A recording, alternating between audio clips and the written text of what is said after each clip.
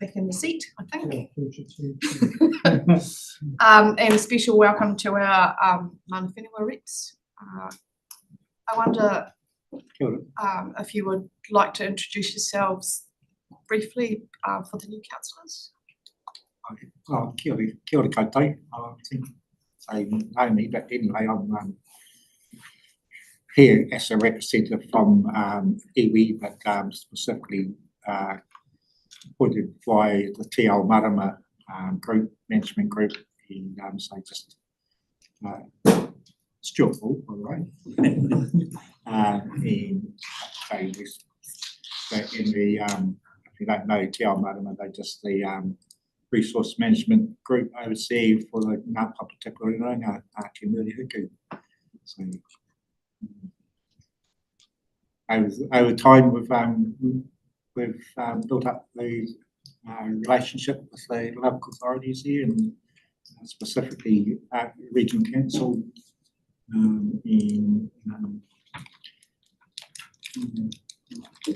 so hopefully we can bring some benefit to the debates that take place in and around the table. So, kia ora. Thanks, Stuart. Hey. Kia ora tātou. Kia ora koutou katoa, ko Anne Wakefield no Ora Kaparima, which just happens to be a happy coincidence that I am the same Papatipu Runaka as Stuart. It doesn't have to be that way, it just transpired that I was interested in, particularly in this committee, and same as Stuart. He also, you know, as part of Te Ao Marama and our Papatipu Union. Kia ora, welcome. Before we move any further through, I'll start with a whakatauki.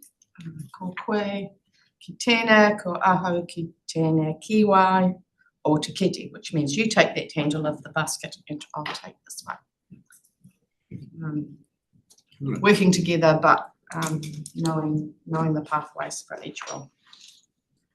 Right, we'll move into the agenda, please, and we'll start with apologies. I have one from Councillor Matheson, and I would like to just pass on our condolences to Councillor Matheson, who's at a family funeral today, so we are thinking of him.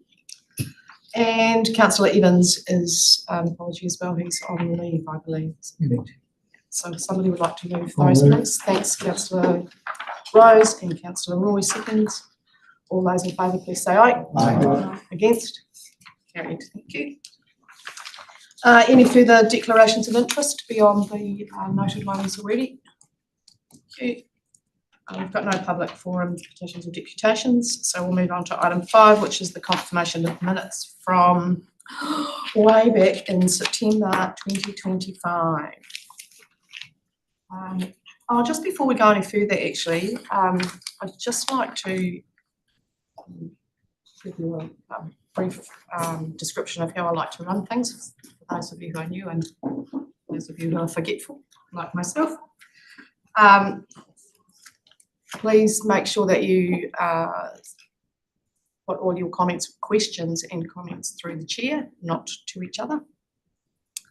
I like a fairly formal procedures so that everybody gets a fair say, and but ultimately it's, in most cases, it's my decision. So if at any stage I do or make a decision that you disapprove of or disagree with, after the meeting will be the time to have that discussion with me. Thanks. And when we receive papers, it's my preference, and I'm going to try my very best, but as I say, I'm a bit forgetful. What I would like to happen is for the staff to do their introduction and highlight any points from the report. And then I will ask somebody to, then you can ask questions of the staff at that point, questions only. Then I will ask somebody to receive the report. If there is more than one recommendation, I'd like to receive the report at that point. And I might change it later, who knows. And then if there are any comments or discussions, once the report has been tabled, that's when we can have that time. Once you've shared your opinion, then we will either adopt the recommendations or any changes to the recommendations. Okay, we'll try it that way and see how it goes.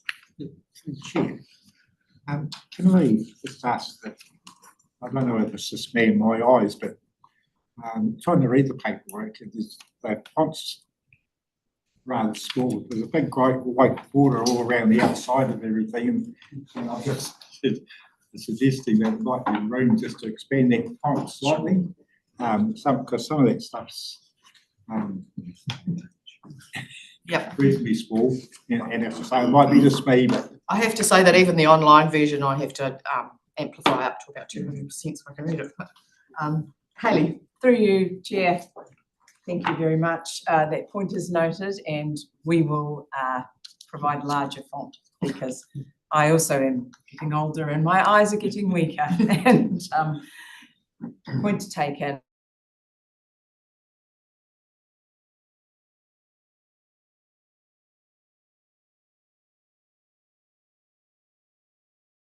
thank you. Thank you, Stuart, for being brave enough to mention it.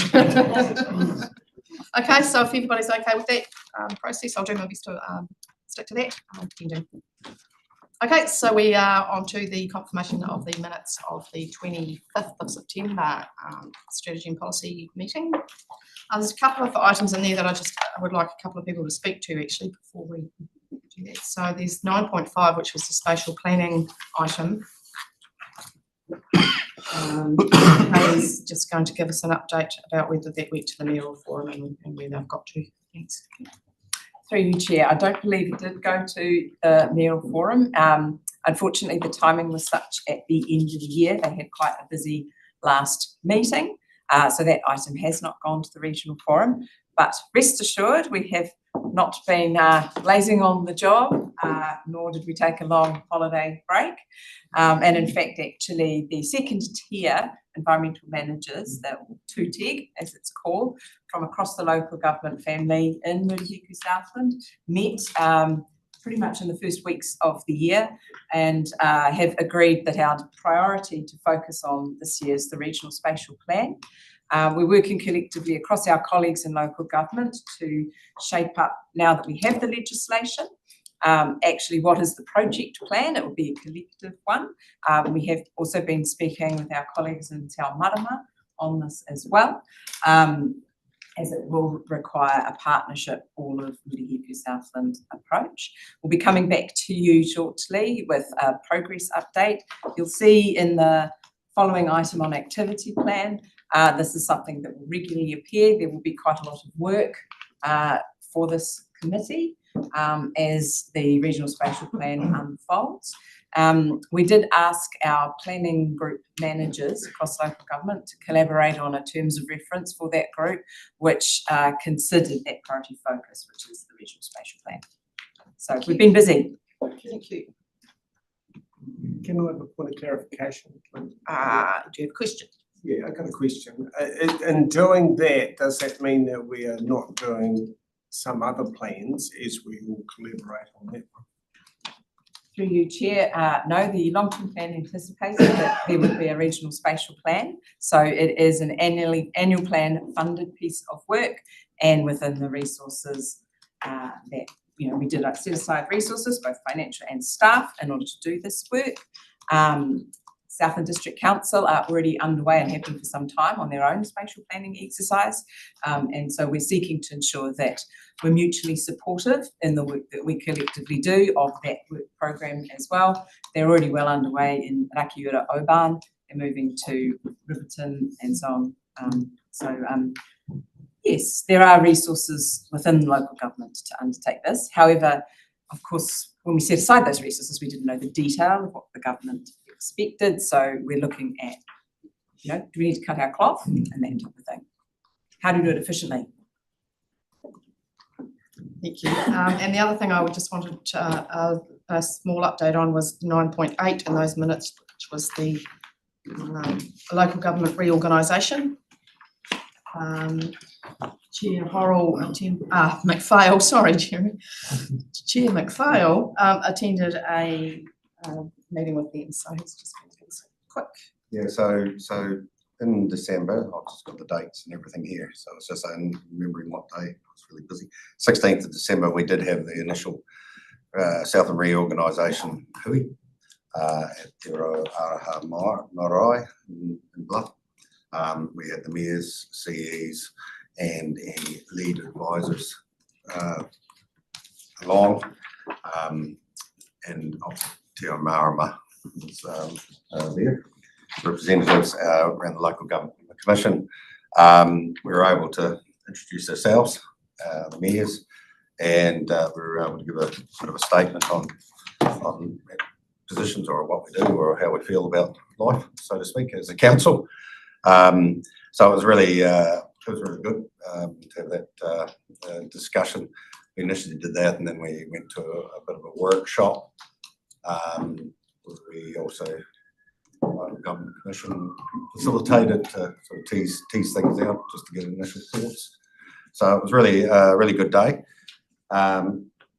Personal observations, or I'd say we are called the Regional Council, and that was probably quite prominent our views on things, so that's really good.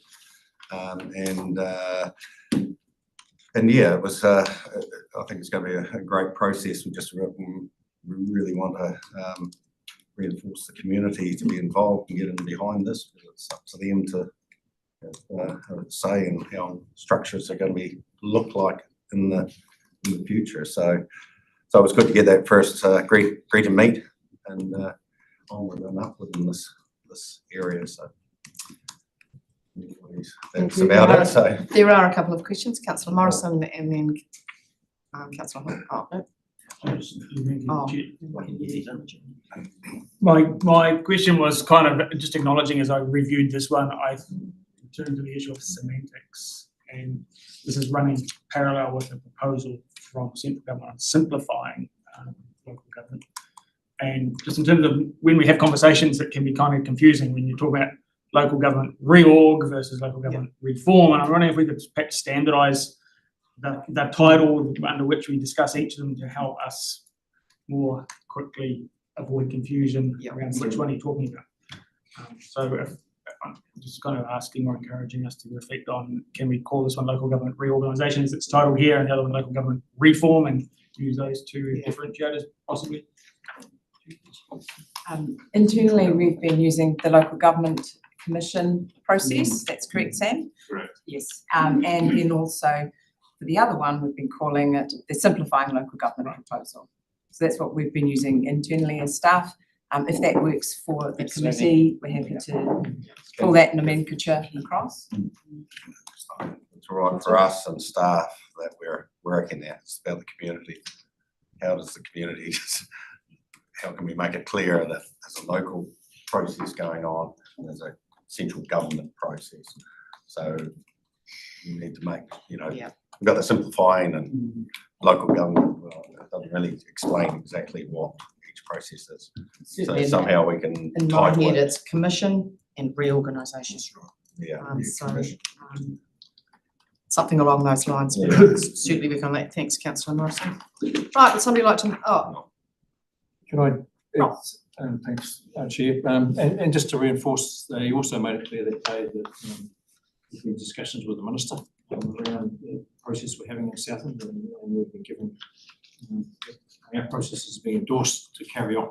Yes. At one stage there was some concern around being cut short.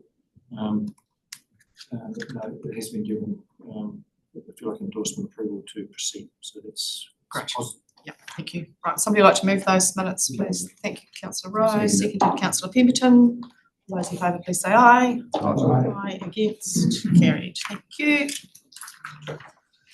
I've had no notification of extraordinary items and there are no questions, so we will move on to item 8, which is Chairman and Councillors' reports. Are there any other? There's been no written ones submitted.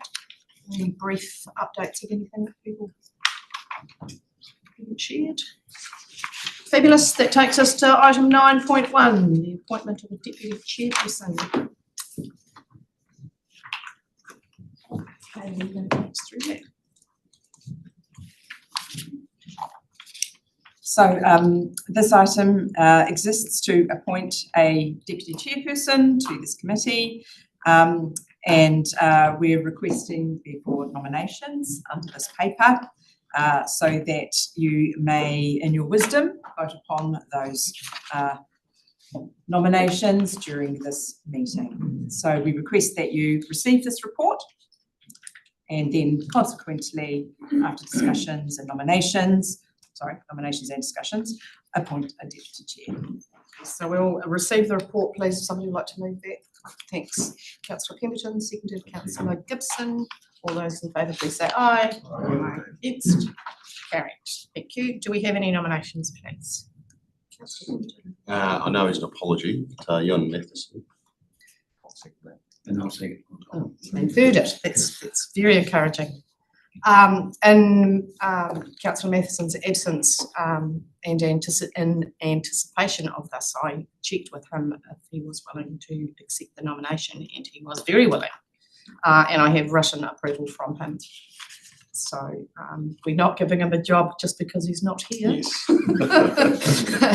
He's very willing. I was really encouraged by his enthusiasm. So that's great. Are there any other nominations? Right. Do we need to vote on that? Yes, we should. Given that there are no other nominations, the nomination standing is Councillor Jon Matheson. All those in favour, please say aye. Aye. Against? Carried. Thank you.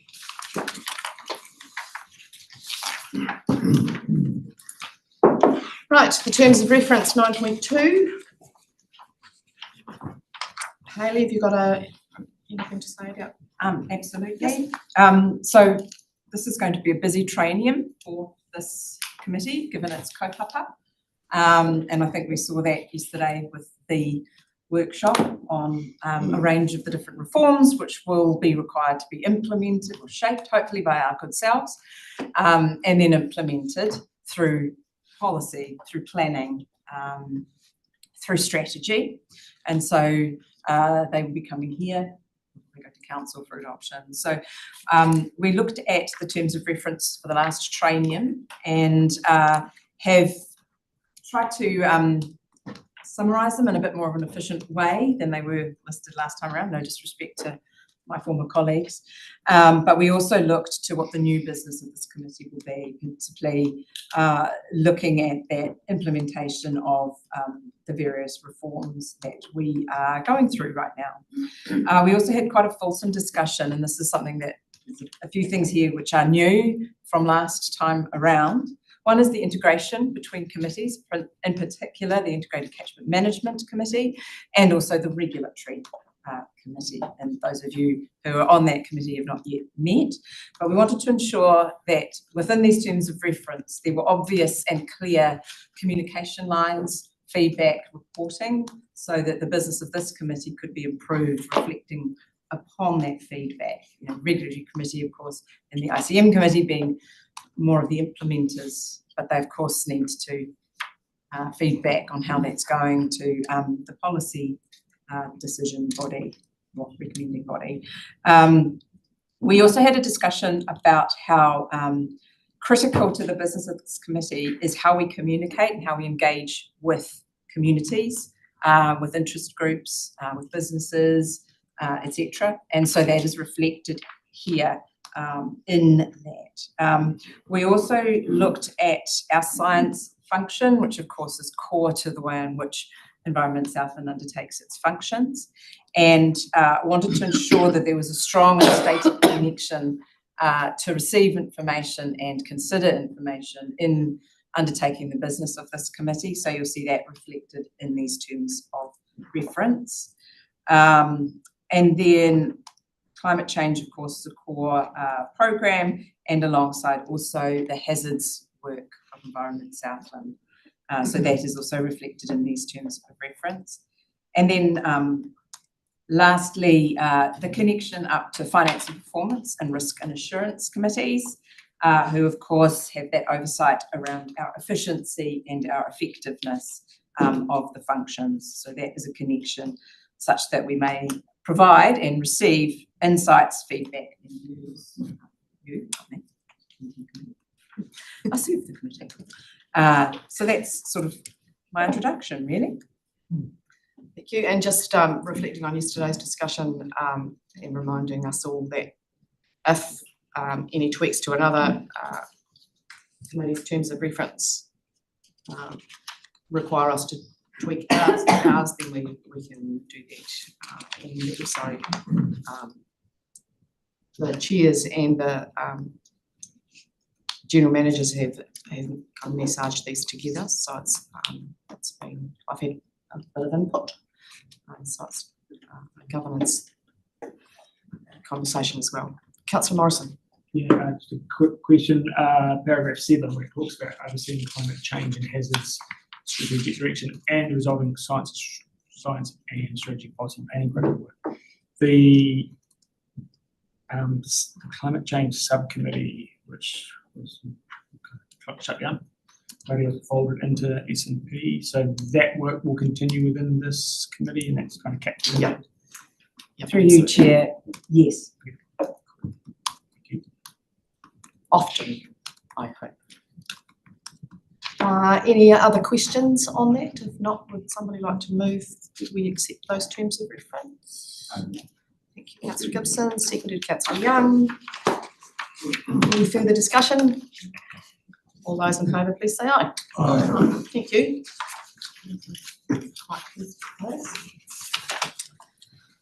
Right, 9.3, the annual activity plan. Just as a preface, I know it kind of looks really organised, but there will be lots of things that pop up as required, and we'll try and schedule them throughout the term rather than as required, if you know what I mean. Hayley, anything else? I was going to, through you, Chair, make that very point myself. It may well be that this committee needs to be reasonably agile. We have seen unexpected policy announcements or consultations made. We are in, I note, an election year, hurtling towards November 7th. And it seems that our space and what we do is quite contested. So we have built in some agility, recognising there are still core committed programs of work that this committee undertakes. So we've reflected that. I can't quite recall, Councillor Hodgins did say I had a good memory last night, but I don't believe I do, whether, oh God, I've even forgotten what the point was. I'm glad it's not just me. Sorry. I was trying to be all serious and formal, and I just shot myself in the foot there. It'll come to you. It'll come to me. Oh, it was the nitrates briefing that is happening this afternoon, whether it was this committee that requested it. And so we're sort of already underway with planning the second part, which is the workshops and briefings. But as matters arise, absolutely as staff, we're very willing to be directed by your good selves if there are particular matters that you do wish to have a briefing on, or alternatively a workshop, and to provide us and the council at large direction. Yes, and just to that point, actually probably the more important information is the workshops and briefing schedule that follows the actual activity plan. You'll see that we've tried to fit in as much as we can, and as much as we want to do all of it tomorrow, because it's all really important, we think, you know. But the agility part of that will be probably in the workshops and briefings. So just keep that in mind. Councillor Pemberton, you had a question? Yeah, we sort of went over a lot yesterday with ICM, but the Kanoa side of things, is that going to be filtering through to this group from the other committees, or are we going to have a, I see there's no separate reporting, just for Kanoa here, so just trying to get some clarity so we're not missing things, you know, and I think we are still working through that, but I think we would be good to see something in here around that, please. We'll see how that fits for strategy and policy particularly, but yes, absolutely. Need to do that. Councillor Morrison.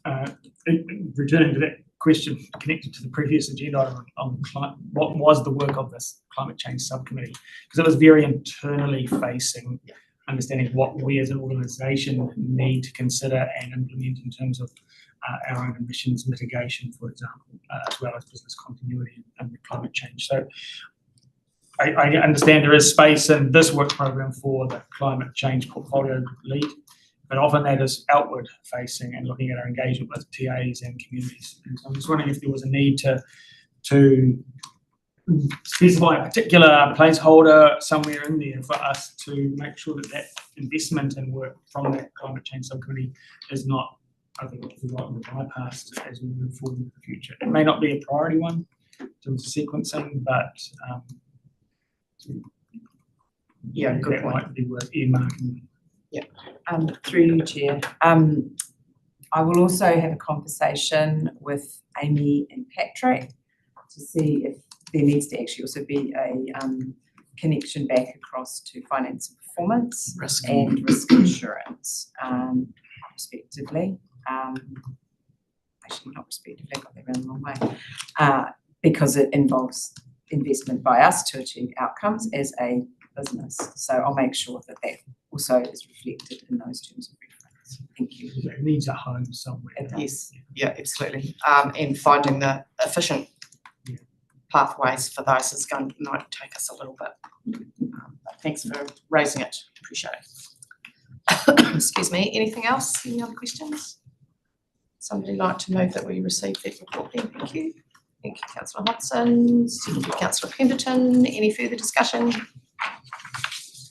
All those in favour, please say aye. Against? Carried. 9.4 is the government legislation and policy monitor, which is always the biggest bit and funnest bit of our reading. Just while stuff coming up, sorry, this is just a little thing of mine, but when you vote, can you audibly or visibly vote, please? Because otherwise, if there was any question of our decision, we need to know that you actually said something or raised your hand, especially if you're online. So thank you. Just welcome, Marcus. Thank you, Chair. I'd like to start off by introducing Nicole White, our policy analyst, who's been instrumental in helping pulling together the policy monitor over the last 5 months with Shana. So been busy enough keeping tabs on all the different pieces that are shifting and drafting submissions and doing some great work too. So first time for her at the table today, so we wanted to introduce her to councillors as we went through the policy monitor document. So committee has seen this previously, and it's just a bit of an idea of trying to keep track of all the different moving parts, what they mean for what's proposed, what they mean for the organisation, and potential positions that we need to keep track of moving forward. So the way we've set it up is to leave existing text in black, but any new text that's come through and any changes that have been made from the previous iteration of this report are flagged so you can draw your eye to those specific components, but there's still fulsome background if you wanted to dive a little bit deeper and jog your memories. So I'll work through the paper page by page, I guess, just try and get a bit of an understanding of the different components and maybe for any questions as we go through. I'll answer them the best I can.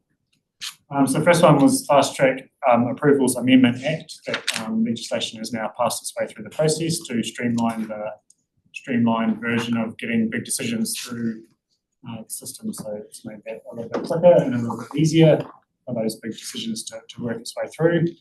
There are 2 current Fast Track applications in Southland, being the Contact Energy Wind Farm and also the Hananui Agriculture proposal in Australia.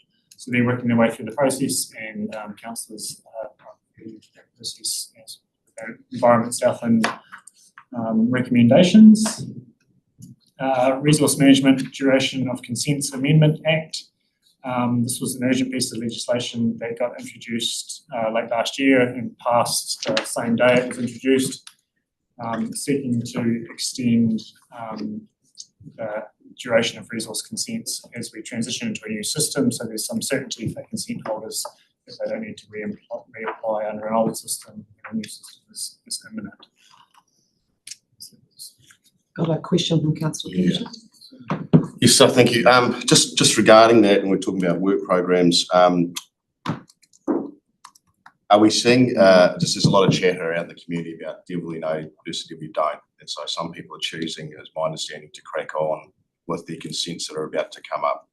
Are we seeing any indication that there's going to be more consents rolling in because people want to get through, if they're doing changes or whatever, then they know the rules now to what they can and can't do. If they're wanting to change the consent of the conditions, is there any feedback on that? Through you, Chair. Actually, interestingly, we are seeing people coming in to say, we've heard about these announcements, we understand it, but I've actually got some not fit for purpose consent conditions. Can I still apply for a new consent in order to update that to ensure that that mostly farmers, to be honest. Some have actually said that they are looking for clear water of certainty through this sort of uncertain, choppy implementation period, because they know they'll get 10 plus years of these my guardrails, this is my business. So we are actually having conversations with farmers about that. Others are, well, it works fine for my operation, I'm happy to have it rolled over. And, that will be the certainty I need till I understand the new regime and what it means for what I do in my business. So it's supplementary to that. We're just making sure that the narrative isn't going to take away from the resource required, is what I'm concerned about. Right, yes. There is quite a lot of work in implementing the consent rollovers, actually. And as you're aware, maybe aware, our consenting team is running with a very high level of vacancies at the moment. So we have been outsourcing some of our consenting work to cope with that overflow. We have been in active recruitment for consenting staff. However, of course, we know from the announcements the government have made around the part of the intention of this is to reduce consent numbers and consenting burden for businesses in order to drive economic growth. So I'm in an unenviable position at the moment of trying to read tea leaves as to how many consenting staff I actually need to ensure that our customers receive high quality and fast service. And so it's sort of some days we've got too many and some days we don't have enough. It's very challenging, and I suspect that that's common across the whole of the local government sector right now, to try and forecast exactly in 6 months' time, how many will I need, in 18 months' time, how many will I need, in 4 years' time, how many will I need in order to make that. I wish I knew is the answer, I suppose, unfortunately. Councillor Rose? Yeah, I guess following up on that, there's 469 over that period that are going to expire, according to figures. Are you going to sort of keep a running total of how many expired and how many have reapplied so that you can? Through you, Chair, yes, absolutely. So we are contacting all of those consent holders, absolutely, to talk through what do they want to do, what's the process look like to them. We've actually got a regulatory newsletter which we send out regularly to all of our consent holders. The one that's going out at the moment has that information in it. For most, the answer is you don't need to do anything, although we're also recommending check your resource consent. Does it still work for you in your business and what you're doing? Come in to have a chat to us if you think it's not. Yeah, so we don't want to kind of say you should do this, you should do that. It's up to the consent holder, what works for their business, their activities they're doing. But equally, we want people to know that there is an option. There's an option to do nothing. We'll do the work in the background and come to you, and you'll get a shiny new consent that's got the new rollover date in it. But if you do want to do something, come in for your 1 hour free pre-application conversation and we can work through that with you. It's horses for courses. Thank you, Hayley. Stuart? Oh, kia ora. I was just reading here and talking about the extension of the consents and such like. But then it also makes reference to excluding water and wastewater. So does that mean that those consents in reference water and wastewater are not extended?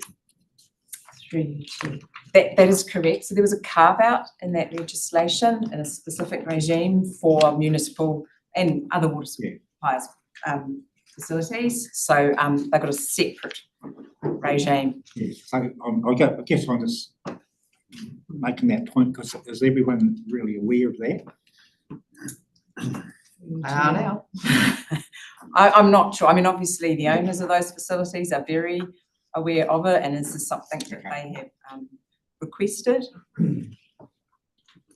Marcus? Next one on our list is into the National Direction Program on page 25 of the agenda.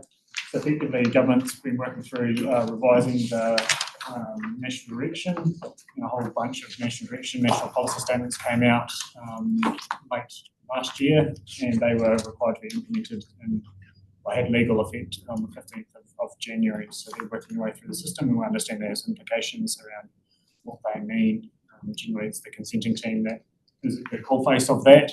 As the national policy directions change, any resource consents need to be consistent with the revised national policy direction, so that they're giving effect to the change from the higher order of the regulatory documents.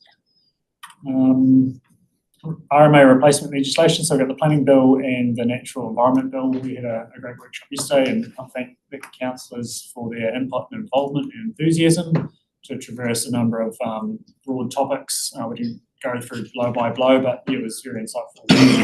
The feeling of the council and mana whenua representatives around some of those aspects that are changing before us, and how the system needs to be functioning, and where we're likely to land with our submissions moving forward. So we're working that up in the next few days, and hope to have that draft submission in the agenda going out early next week for the council meeting on the 8th of May. Thanks, Marcus. Got a question from Councillor Rodway. Oh, yes, thank you, Madam Chair. Just referring back to the freshwater package 3. There are two questions I'd like to ask about that, just for clarification. The words that are currently there says we are consulting on introducing a new objective that will direct councils to safeguard the life supporting capacity of freshwater and the health of people and communities, while enabling communities to provide for their social, cultural and economic well-being, including productive economic opportunities. And then it says, as an explanation, this objective would not operate as a hierarchy, but would require councils to provide for these matters equally within their planning documents. And I'd also like to refer back to the current freshwater, the National Policy Statement for Freshwater Management 2020 amended 2025, and it is quite contrary to that, because it says the fundamental concept is Te Mana o Te Wai, which refers to the fundamental importance of water and recognises that protecting the health of freshwater protects the health and well-being of the wider environment. So that is given the top priority at the moment. So the question is, will this new legislation do away with that, or is that still to be retained as part of the new Environment Bill guidelines? Yeah, through you, Madam Chair, effectively Te Mana o Te Wai is proposed to be removed from the national policy documents for freshwater, and the revised position which talks about no prioritisation or no hierarchy is the proposed new direction. This was revised or amended just a month ago, December 25, so it's still current at the moment, but it's proposed to be done away with. That's correct. Very sad. Thanks, Councillor. Good question. I like the answer. Marcus, carry on, please. So effectively, down to the next phase is probably the climate change amendments to the second emissions reduction plan. It's working its way through the system. So they're currently consulting on that proposal, and implementation analysis is underway from the organisation. That might look. Reviewing biogenic methane targets. So effectively, the Climate Change Commission is working its way through that process, and Page 31 for those of you who are flipping. yeah, working through that, and down to emergency management bill that's out for consultation at the moment. and I have circulated for council a bit of a timeline there that sort of shows the timing of the different pieces that are ticking their way through the process. So we're working to get the consultation from emergency management bill, the yellow one on that line, closes next week. So we'll circulate that draft submission in the near future along with the rates capping submission. Biodiversity, biosecurity, not too much in that space at the moment. Predator free 2050 review, that's working its way through the process. Government has announced that feral cats will be included in the goals, which we would support, I believe. And the submissions backed that process. And for the draft herd management plan for Wapiti, we've got a paper further on the agenda for that this afternoon or this morning. We'll work through, and then on that, yeah, the Public Works Amendment Bill has passed the first reading in the 9th of December. It's down on page 39. The council hasn't submitted on that. We'll unlikely be submitting on that piece of legislation due to other priorities and constraints of resource. But we'll keep an eye on it just in case. Regional infrastructure funding, mentioned here about the package for the flood risk work. We have over some council in Gore and Matara, communities in the lower Ariti. Infrastructure funding, financing amendment bill. So effectively, bill means the Infrastructure Funding and Financing Act to broaden the scope of legally funded projects beyond housing related infrastructure to include transport and water services. Marcus, I might just stop you there. I've got a couple of questions before we go any further. Councillor Pemberton and then Councillor Rose. Thank you, Madam Chair. Just backing the bus up, sorry, to page 28, Sorry. sorry. And it's probably just more for discussion for later, but my question after reading around farm plans is, what's plan B? Are we clear with the community what's required? Does the government understand the resources required for certified farm plans, being that 20 to 30 hours for a dairy farm type thing for one plan? Yes, industry is working hard, but it's not keeping up because at a national level, they're not getting sent the message that we require in Southland. So we're running towards a brick wall on this, and what's our plan? Because I don't think working with the government to save us on this one's the preferred option for our risk in the community. So can we address that at some point, maybe at some other point or now, but we need to address this. This is quite a burning platform. Yeah, through you, Madam Chair, absolutely, to address that. It's a work program that sits across a number of different divisions. So I'm happy to take an instruction to come back and address this fulsomely.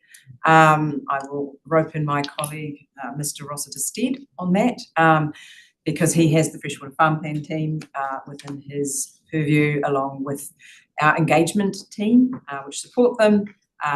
My team, of course, are busy working on liaising with MFE to ensure that we do get recognition and understanding and then recognition of what Southlanders are trying to achieve in our unique environmental and, I guess, economic picture with respect to farm plans, and what our plan, our water and land plan requires, in particular Appendix N, and the huge amount of science and work that went into Appendix N and the why of that. So we can come back with quite a fulsome item on that. You will have, of course, seen the email that went out to you all around the potential future of our Order in Council.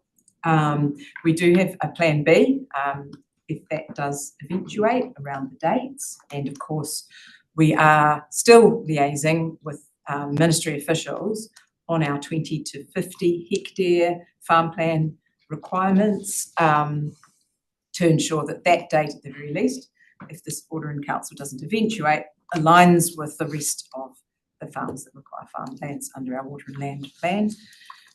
It is fair to say that the team that are out in the field talking and listening to farmers, there's a real wait and see attitude, which is completely understandable.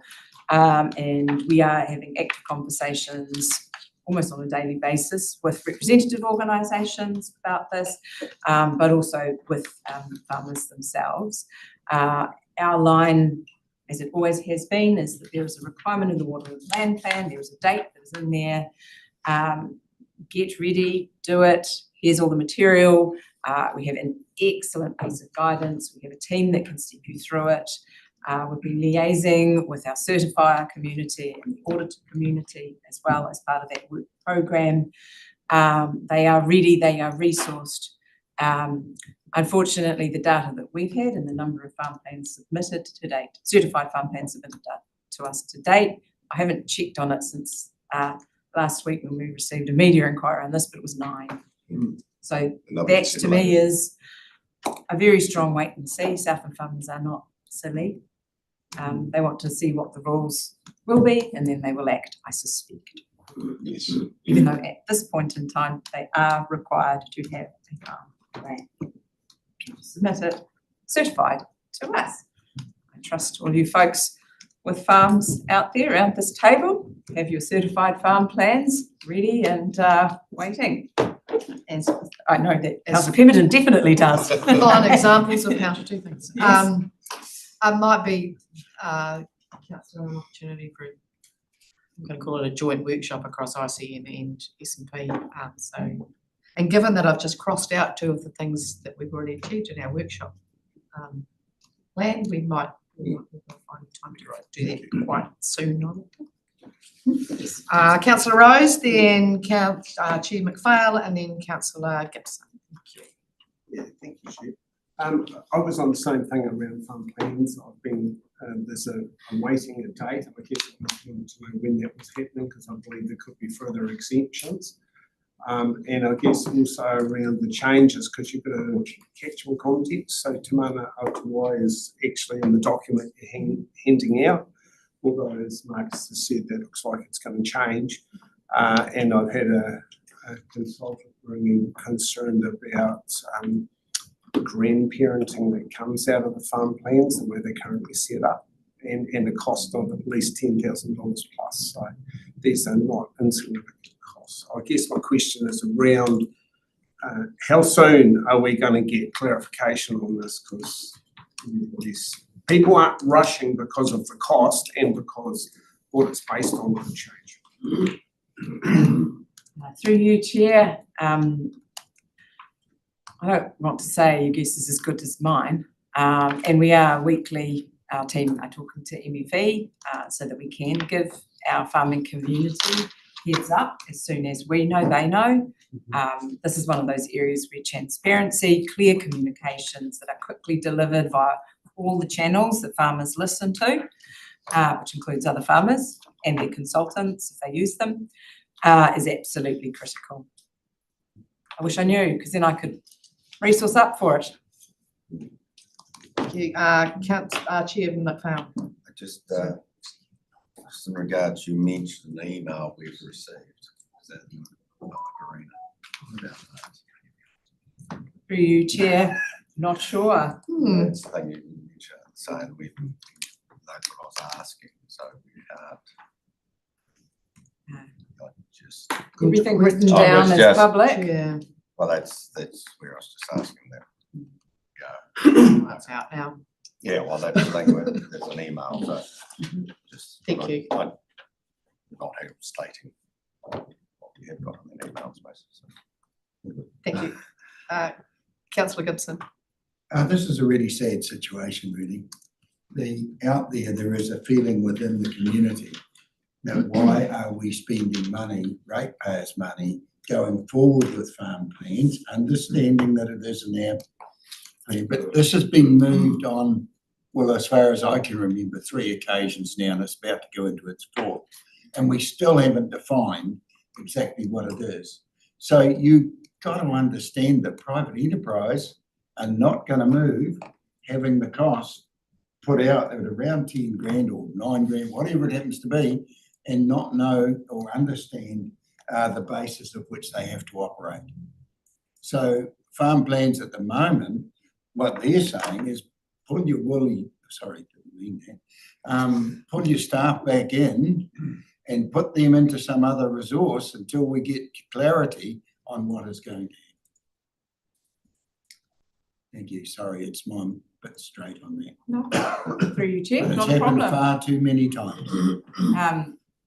Farm plans are a requirement now of the Water and Land Plan. We're required to operate under the rules as they are, as our farmers and others at that point in time. Acknowledging that point, we absolutely do understand what's happening out in the farming community right now.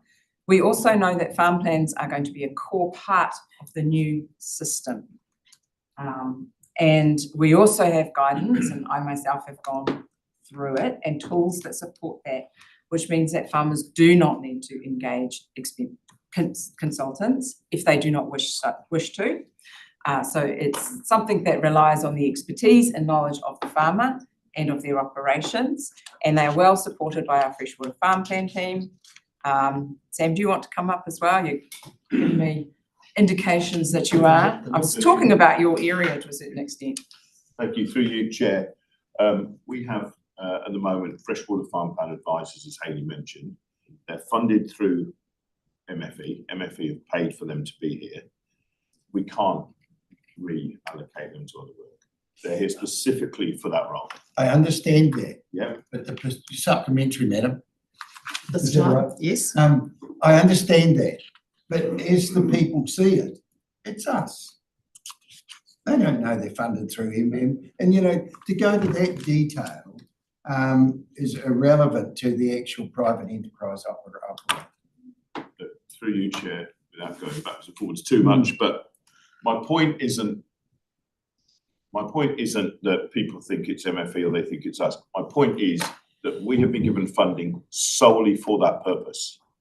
We can't reallocate those resources. So we either have them doing farm plans or we give the money back and we don't have them at all. That is their sole role. That's the contract that I signed. Thank You're you. happy with that? Councillor Morrison, do you have a question? Yeah, I guess it was probably 2 or 3 points that have emerged in the discussions. Since I put my hand up was one, I think we have to be quite cautious around when we in a public forum like this start claiming that there's a cost associated with farm plans. I've heard 3 different prices today: 6,000, 9,000, 10,000.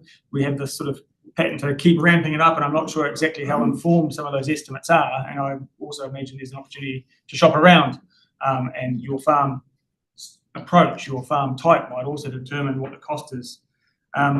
The policy monitor document is really valuable, and I have aspirations that it's a resource that is available, of course, publicly through the agendas that are shared online, but may also be a go-to resource for others in the future. I notice on farm plans it says at the opening line is they've long been a cornerstone of Southland's approach to managing environmental contamination. And for a novice, you might assume that they are well established in place and already delivering an outcome for us based on that statement. I'm wondering if maybe you can just modifying that to read a long been a cornerstone of Southland's conceptual approach, because actually they are not yet implemented with the exception of about 9 that have been certified. So I was wondering if, and the reason I state that is that I would see this resource as one that we share with advocacy organisations in the next couple of months as a standalone document in support of advocacy forum activities moving forward. So I was wondering if that might be something we request as an amendment to that one. Yeah, 3 Madam Chair, that's great. Great amendment. Support the amendment. You were up to number 10, other topics, Marcus. Yes, page 41. So a couple other quick points. So rates capping announcement. December last year there was an announcement to cap rates to between 2 and 4% per capita. The rest of the conversation we had yesterday at the workshop, and we'll be looking to circulate our draft submission on that either today or tomorrow for lodgement next week. And also the simplifying local government proposal, which is the government changes proposed to regional governance. It's working its way through the process too, and public consultation runs until the 20th of February. So just want to have a quick talk through the A4 I've passed around. It ideally tracks the different pieces of government policy that are taking their way through the process, just to give you a bit of a timeline on how those different parts will converge. A couple of pieces next week, one the week after, and one the week after the 20th, for the local government. So in the bottom half of that page charts, I guess, the next 4 years. So what the legislation is actually saying in the planning bill and national environment bill, how the spatial planning components roll out and the bills become, the royal assent and become legislation, and just how those different parts are going to roll through over the next 3 years. So it's just a resource to help give you an idea of some of those timelines that are going to be required and the volume of work that's going to be needed in the coming 4 years to implement the new legislative system. So, any further questions? Question, Councillor Morrison. Just to clarify, the consultation on rates capping is targeted, it says in Unit A4. Does that mean only local government can provide submission? That's correct. Councillor Rice. Yeah, I didn't hear it yesterday, but I was asked a question today around the territorial boards being made up. There's no timelines or anything on that at the moment as to when they would come and. Yeah, through you, Madam Chair. Effectively, the proposal for simplifying local government from Wellington was that it's only a proposal at this stage. There's no bill, there's no timeframes. It's more just a pre-consultation on future legislation that would actually enact changes to governance for local government and how that timeframe would roll out. So it's pre-consultation. It's more trying to test, is it a good idea or is it not a good idea? Through you, Chair, just supplementary to that, the information that we're hearing out of Wellington is that it is anticipated that this triennium will be completed with these councillors. Now, whether that happens or not, you wouldn't put your last dollar on it, but that is certainly the intent from Wellington, is that more than likely this triennium will be completed and then the combined territorial boards will come into effect. Thanks, Ian. Also clarifies Councillor Morrison's earlier point about being very clear about which of those parallel changes are happening. We're talking about whether it's the simplification or the local government commission's work. I suspect that there hasn't been much feedback on that consultation. Chairman. Yeah, I was just, Chair, I was just going to go. Going to ask way back when we were talking about consents, but I'll wait till the end of the item. I was just asking for a request, hopefully, an action in regards to how many consents we actually look after annually, like how many consents Southland from an environmental point of view. We're talking about, because there's going to be a reduction in consents and things. It was also good for the new councillor stuff that the team actually has to look afterwards, and maybe just put in a couple. The dairy industry somewhere, you know, just to give us clarity on what we actually do, which is reasonably involved. There's a lot out there. So I wonder if there's a better committee for that to come to. I don't know. It's just talking about consenting and maybe reduction. You can bring it to wherever you want, but just good information as we're working through these things. Through you, Chair. Yes, very happy to do that. Mark's did do a breakdown actually in terms of consents submitted issued each year in comparison against the other territorial authorities, but also happy to bring as close a number as we can, recognising that some consents have no expiry date and are very, very old. Thank you. Would it be helpful to know which of those consents were actually actively being used as well, because there are some that consents that people are sort of that through Madam Chair would be quite potentially challenging. Okay. And because there are consents that people which don't have an expiry date necessarily have no, and these are the old consents obviously, and they don't necessarily have any monitoring burden on Environment Southland. So we hold them and we are, you know, accountable and may need to monitor them, but they haven't been surrendered. So that might be a difficult number for us to find out. Just to add to that, sorry, as when the government's coming out saying there's going to be a reduction in consents, we know that that's not some regional sector, like it's not going to mean and things like that. So it's just a bit of that discussion. How it affects the region. Just good information to have as we work through this. We'll note that as an action point. Yeah, Thank just, you. okay. Councillor Pemberton, final question, thanks. Thank you, Madam Chair. Under the simplifying local government piece, we have a piece here on international investment. Now, I know none of us got crystal balls, but none of us really can say where the simplifying local government's going to take us. And obviously, a lot of regional councils hold a lot of strategic assets in this country. And what part of this policy, is there any red flags there? We just don't know where those assets are going to end up at the back end of what the central government's got in mind. So that is quite a concern of mine, is what happens to regional councils' assets and who eventually owns them in 1, 2, 3 decades through multiple cycles of, we've seen it with infrastructure with New Zealand, so it's not out of the realm. So just some thought into that would be great, please. Yes, certainly, through you, Madam Chair. Yeah, great question. Unfortunately, there's not a whole lot of detail in the proposal at this stage. I was looking at, some of the other changes, particularly the rates capping investment opportunities across local government, wherever that sort of sits. I think it's going to be a key opportunity for supplementing rates or investment in the region. So, yeah, I guess the decisions is how those investments, those assets are managed moving forward. It's a bit too early to tell, but you would hope that they remain in to support the future of the region, whatever shape of governance at a local, regional level looks like. So we sort of get rid of that. Thank you. Sorry, excuse me.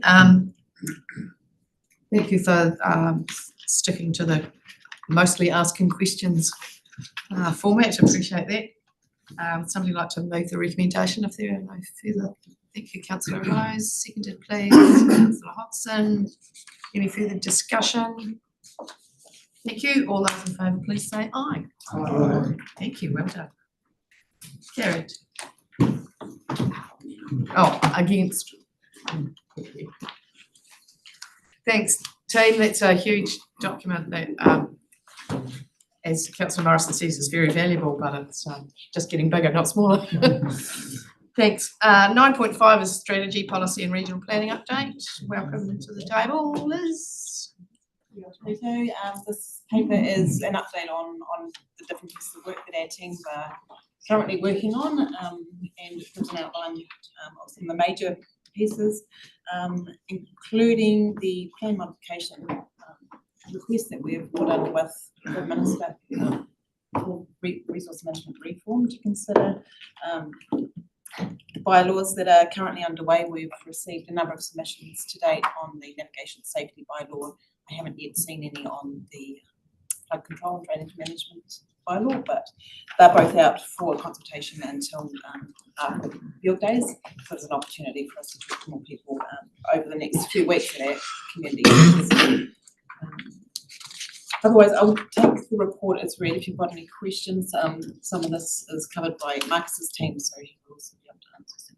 Yeah, I just want to probably plug into through Madam Chairs around the Invercargill City Council district plan change that's going on at the moment.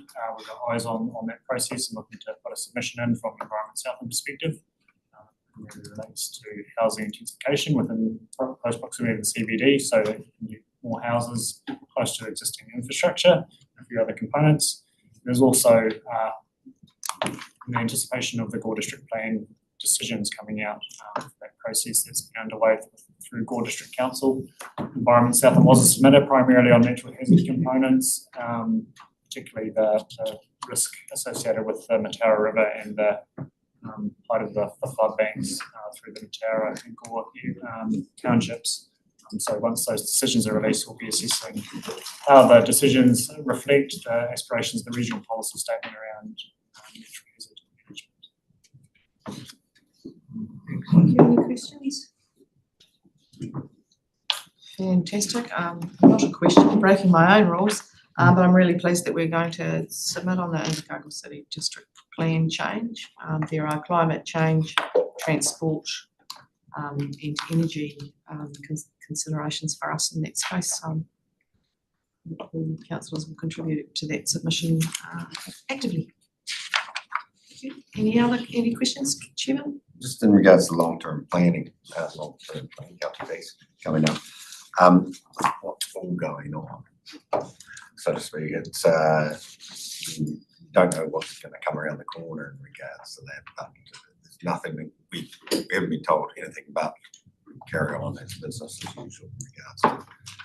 I was going to start spending a bit of time on that in the near future, so just trying to, nothing indication from the government. Correct. Changes. Through the Madam Chair, yeah, effectively, we need to work on an LTP this year and have something to notify and set budgets for the coming 3 years and review of 10 years effectively with the long-term plan as of next year. So certainly working our way through what the implications are of what does legal compliance look like when the legislation is not even ended and finalised yet, and what tools and systems and processes we need to run to do the things that we've been mandated to do. So it's certainly a big body of work to kick off this year, and we'll be already setting up workshops with councillors to traverse all of those issues of vision and mission and values and aspirations and outcomes we want to achieve across multiple work streams and what that looks like moving forward, particularly with how that's funded as well. So yeah, big body of work to kick off this year, and we're getting the wheels in motion on that, because it will be a long journey working through that, trying to understand exactly what that looks like. Thanks, Councillor Morrison. Perhaps just an observation, a continuation on that particular point is that when undertaking planning and undertaking it with a set of uncertainties in the background, there's a need to make some planning assumptions to fill in the gaps where certainty isn't available.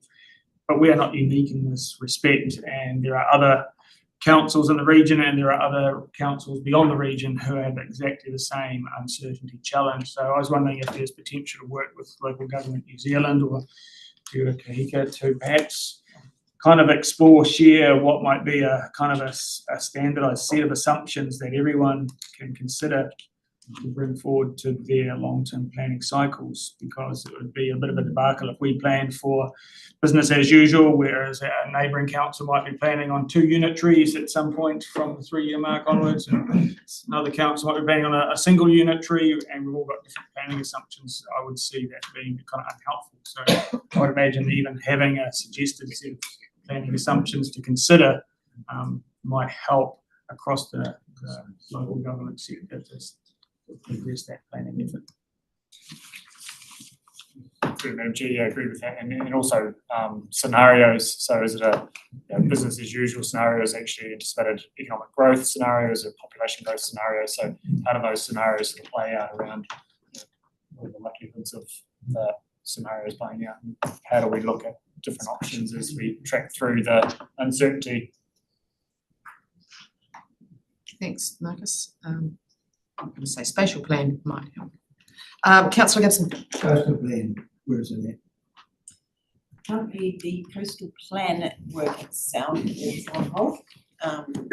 However, we are working to progress the marine spatial planning work to lead into the spatial plan, regional spatial plan that we're looking to develop.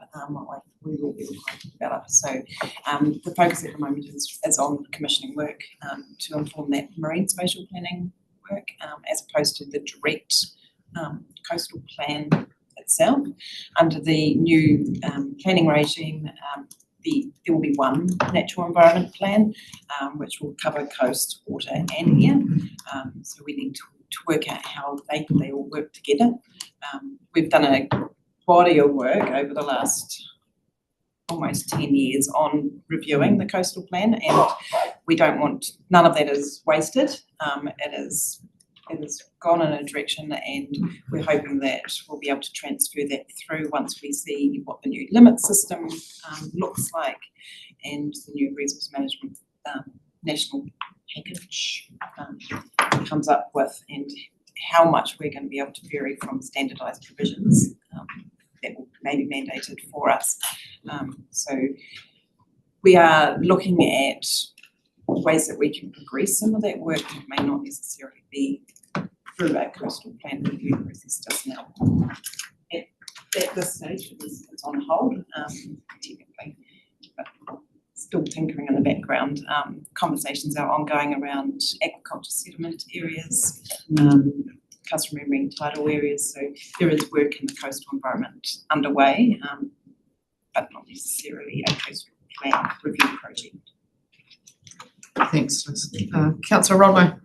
Oh, thank you. Yes, Madam Chair, you referred to the Invercargill City Council district plan change. And it's not totally clear, but I assume that this council will be making a submission on that. What will there be an opportunity for councillors to have a look at that? So we've done that in the past with that sort of thing, so that will be the normal process. Through Madam Chair, any submission will come back through council channels, make sure it is reflective of the council position. Thank you. Councillor Rose. Yeah, thanks, Madam Chair. The LTP situation, we talked about spatial plans earlier. It's saying, and I understand where Marcus and others are coming from. However, you would say at a higher level, it looks like a 10-year plan isn't something that will happen. And so I wonder if it's opportune for Rob and Jeremy to take that to a minister or the highest level just to say, this is where we're going, we've had nothing else, because to flag that as an issue, really. Because as I understand what Marcus is running on, and that's where we're going. There's mixed messages in here, really, and we need to clarify that, and that would be, to me, a prudent thing to do rather than just to carry on. A wee bit like what Phil's saying about doing what other councils are. Someone's got to ask the big question. So, yeah, through the Madam Chair. So local government New Zealand is highly engaged in that space. They're trying to get clarity from ministers as to the direction of local government and processes to assist. Looking at the legislative changes coming up, there's still mandates on managing coast, air, water, land. Sort of replacement environmental legislative systems still require active engagement and management of those pieces.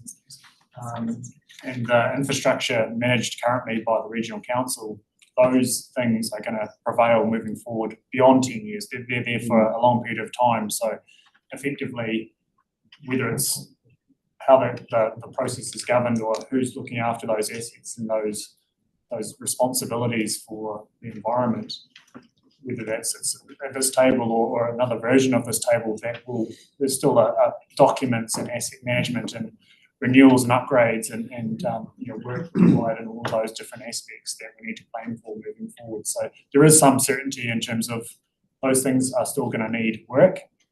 It's just a matter of what is the work required and what are the funding mechanisms that are known at this point in time, and how do we shape that out through that process. just supplementary, there is an overarching thing of plans going from 100 to 17, isn't there? Yeah, through Madam Chair, that's correct. And effectively, you could look at stapling the current 7 Resource Management Act plans into one plan. There would be some definitions and things you would work through, but effectively, it's not necessarily saying there'd be less planning going on. It's more saying there'd be a look at regulatory and non-regulatory methods and how they shake out into one full document rather than 7 different documents. Thank you. I've got no further questions, so if somebody would like to move that we receive the report. Thank you, Councillor Pemberton. Seconded, Councillor Young. All those in favour, please say aye. Aye. Against? Carried. Thank you. 9.6. Decision report on draft dangerous dams, earthquake-prone dams and flood-prone dams policy. Welcome to the table, Gavin. Would you like to start?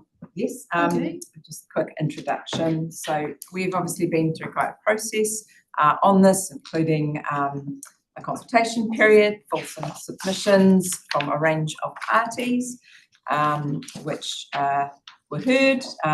We've now considered those submissions and the points that were made during the hearing by those submitters, and have proposed amendments to that draft dangerous dams, earthquake-prone dams and flood-prone dams policy, in particular, obviously those that were requested by the hearing panel. Those are set out in Appendix 2. And what we're seeking from you today is to receive this report, consider those amendments, and then finally, should you feel it appropriate, recommend to the full council that the policy as set out in Appendix 2 should be adopted by the council. I've got Gavin here to provide some matters of clarification and any further questions that you have, either on the draft policy or the amendments that were made through the consultation and hearings process. Anything to add, Gavin? Yes, I'll just quickly go through the amendments to the draft policy. So on page 50, there was an addition to clause 5, basically a request from ECAN, who are our building consent authority. Well, they undertake our building consent authority functions. So we've added a provision into clause 5 that will notify them of any information about dangerous earthquake-prone and flood-prone dams in the region. So, and then on the next page, as a result of submission from Pioneer Energy Renewables, we've clarified the statement of proposal mistakenly referred to notification for earthquake or flood-prone dams. So the requirement in the legislation is just for dangerous dams. So on the next page, we've provided greater clarity on that issue. So that's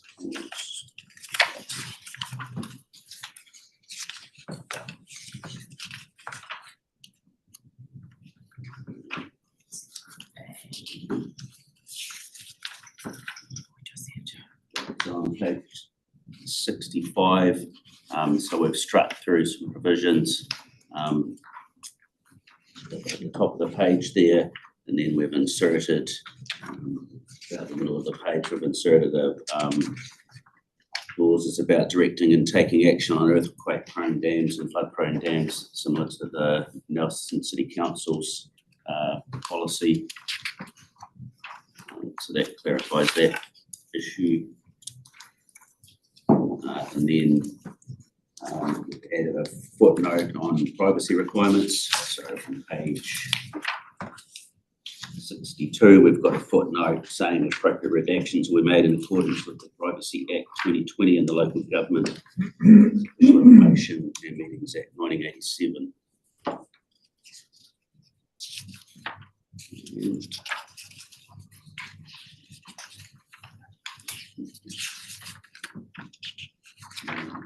Yeah, and then we've got a note page, page numbers as requested by Southern District Council. So that's obviously overridden by the agenda item, but we'll make sure they're in the final document. Questions? I have one, and Councillor Roy, you can go first. Thank you.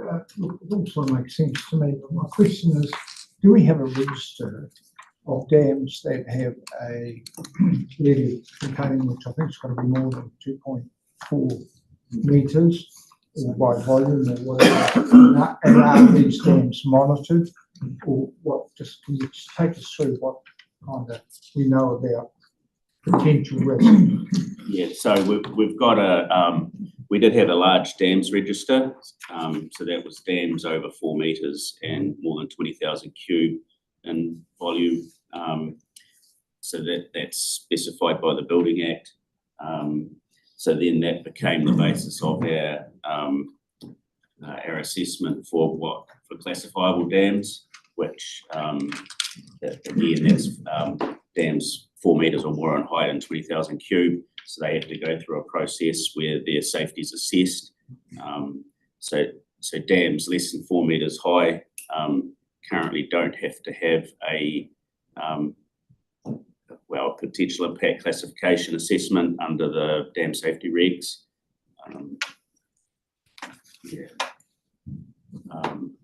I think Councillor Rodway had a question on that issue as well. So yeah, I was going to, through you, Madam Chair, just to table an amendment on page 55. it has a statement which is correct, but we're proposing better wording to make the meaning more clear.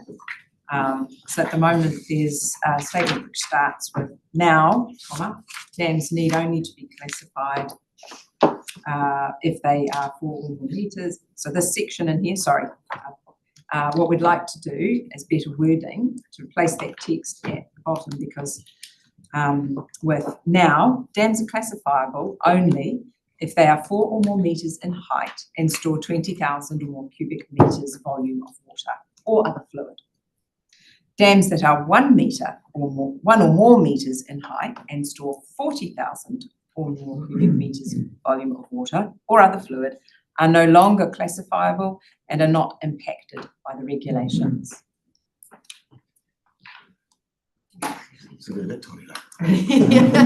What a relief. Councillor Rodway, do you have a? Well, I still think that's contradictory. Yeah. Because it says. Excuse me, councillors. The second paragraph, dams that are 1 or more metres in height, so they could be any height. Don't need to be, are not impacted, so that can't be right. Well, yeah, I think in reality that's, so this wording's taken straight from the dam safety regulations which were promulgated in 2020.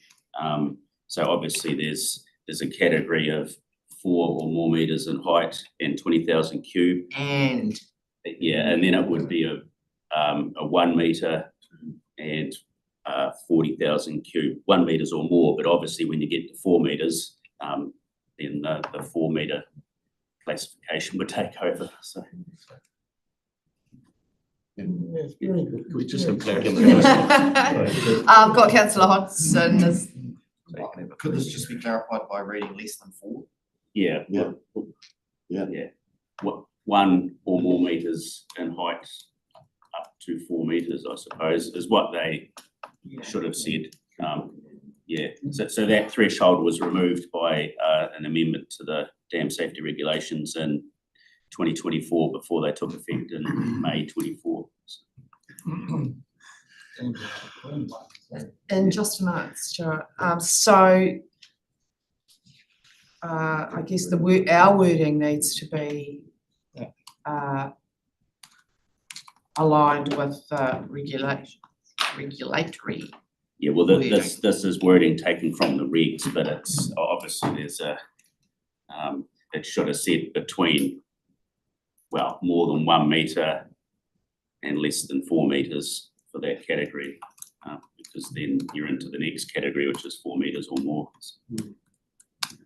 Okay, councillor Rodway. Well, if the Federated Farmers read that explanation, I'd imagine they will be rather puzzled by that. So I think we need an extra explanation. Well, yeah, so that threshold was deleted by the amendment to the dam safety regs. So the current requirement is a dam's classifiable if it's 4 metres or more in height and 20,000 cube or more in volume. That seems clear to me. It's hard to stress, don't have it bottom. Councillor McFarlane and Councillor Morris. So I can put a 3.9 metre at 40, twice as much cubic behind it and don't have to classify it. Yeah, correct. It's an and provision, not an or. So it requires both 4 metres or more in height and 20,000 or more. Twice as much larger behind it, just a slightly. Stuart. Sorry. I'm just asking through chairs, isn't the issue though about safety of perhaps collapse? So it's surely the height, the metre, the 4 metres is not relevant to the capacity that's sitting behind it. I mean, a 4 metre dam could collapse, take 1 metre out of it and collapse and discharge very little water, whereas the 1 metre could collapse with 40,000 behind it at the same space and discharge that whole 40,000. So isn't the capacity of the water that's at issue here rather than the height of the dam? Yeah, through you, Mr. Chair, you're not wrong. There is a risk from dams between 1 and 4 metres in height. the regulations did have that 1 metre or more threshold, but yeah, mostly as a result of submissions from Irrigation New Zealand, the central government deleted that requirement from the dam safety regs. That was because the regulations as they were promulgated in 2022 would have captured a lot of water storage dams. For example, in Canterbury, the submissions from from Irrigation New Zealand was there wasn't enough qualified dam safety engineers in New Zealand to cope with that number. So the assessment was that threshold had a lower risk. It's got a lower risk, but it's not a no risk.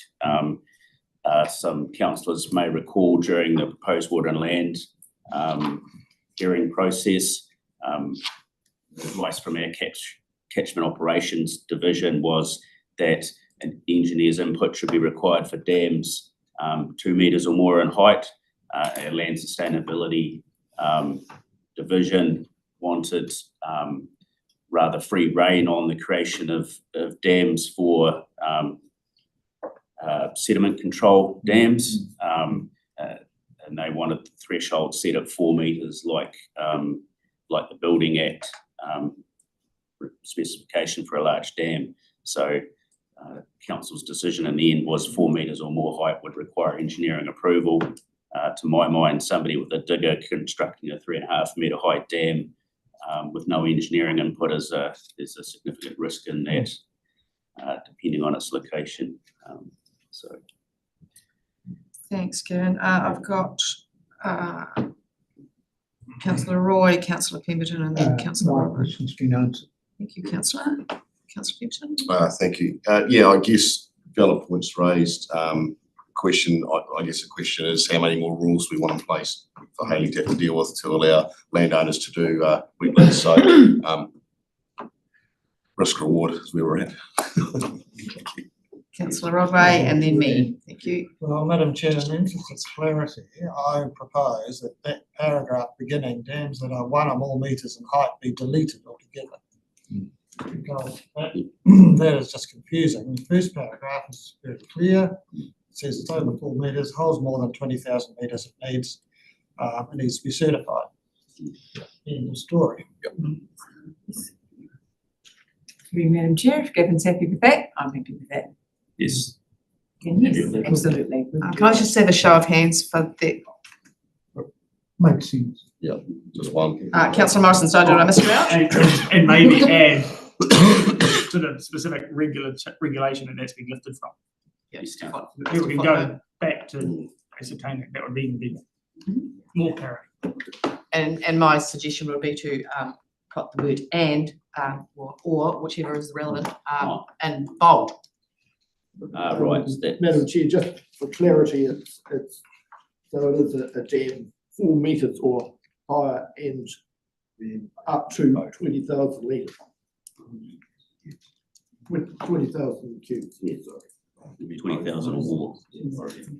Thank you. So just bold the and so that that's So obviously. with no reference there to 40,000 cubes.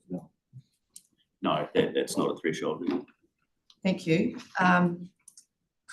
On that topic, we will move on, but I have noted that, sorry, in the Cable Cities submission, we undertook to, or maybe it was Southern District, was it? Southern District, sorry. On page 57, the amendment in clause 5 is there, but I also wondered if it should be.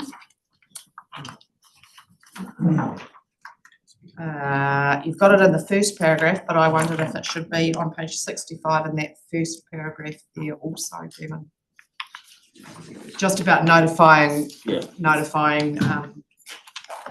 territorial authorities of anything in their space, really. It says notify potentially affected communities downstream. I think that additional notification should go in there as well. Yes, Madam Chair. yeah, it's a reference to the territorial authority. Yeah, And- the same wording that you've got earlier, but Yeah, just. and the BCA. Yeah. Thank you. And just to alert the grammar folk and us that the errors will be corrected and the unnecessary references will be removed. I was waiting. Anyway, thanks everybody for good contribution to that. Kevin, you're happy with where we're at with that, and we can. Yes, Madam Chair. Thank you. So I didn't follow my own rules again. If somebody would like to move the recommendations, then I think we could probably cover off all three. Thank you, Councillor Pemberton, seconded. Morrison, all those in favour, just reminding you that it's all three recommendations. All those in favour, please say aye. Aye. Against, carried, noting that Councillor Gibson's in the room. Thanks, Kevin. Right, 9.7 is the retrospective approval of submissions on the draft herd management plan for Wapiti. Just drawing your attention to the fact that this is retrospective approval. We discussed this briefly last year, I want to say. So if somebody, Marcus, I'll let you introduce and then we'll receive the report. Thanks. Thank you, Chair. Thanks, Nicole. Tēnā koutou, we are seeking retrospective approval for the Environment Southland submission on the Fiordland Wapiti Herd of Special Interest Draft Herd Management Plan.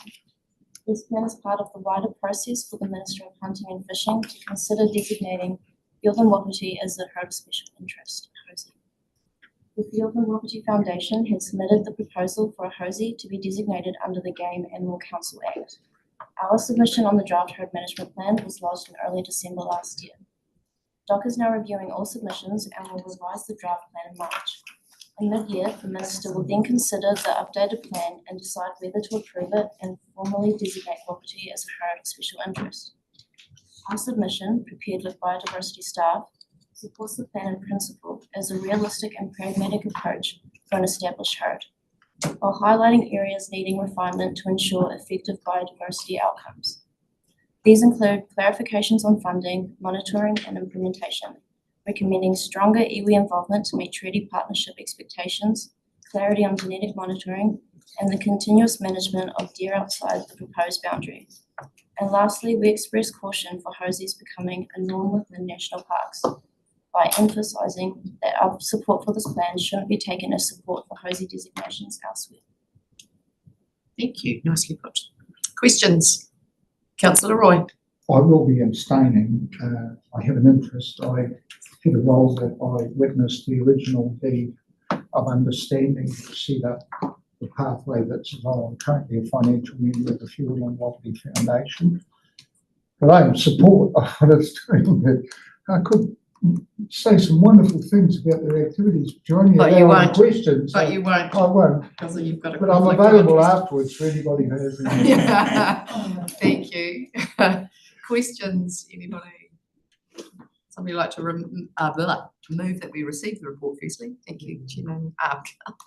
I've elevated you. Oh, what do you remember? Councillor Morrison and seconded Councillor Young. All those in favour, please say aye. Yes, carried. Abstention. Well, we're only receiving. Okay. So the second recommendation is to formally endorse the submission that's already been submitted. So is there any discussion on that? Great, somebody like to move that too then? Thank you. Thank you, Councillor Pemberton, seconded Councillor Morrison. All those in favour, please say aye. Against, carried, noting Councillor Roy's. Thank you, team. Concentration on this time. And 9.8 looks like a weighty item. So please stay focused for the last item. The update on council requests and actions. Through you, Madam Chair, you all did your homework last training and we got through them all. by the skin of our teeth.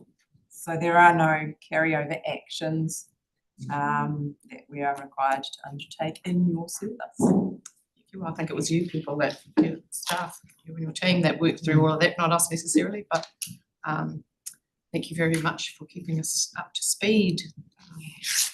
Team, thank you. Somebody like to move that we receive that report? Noting that we've, thanks councillor Gibson, we've got a couple of action items coming to the next one now, so make the most of a light item. Seconded, councillor Putin, all those in favour, please say aye. Aye. Against, carried, thank you.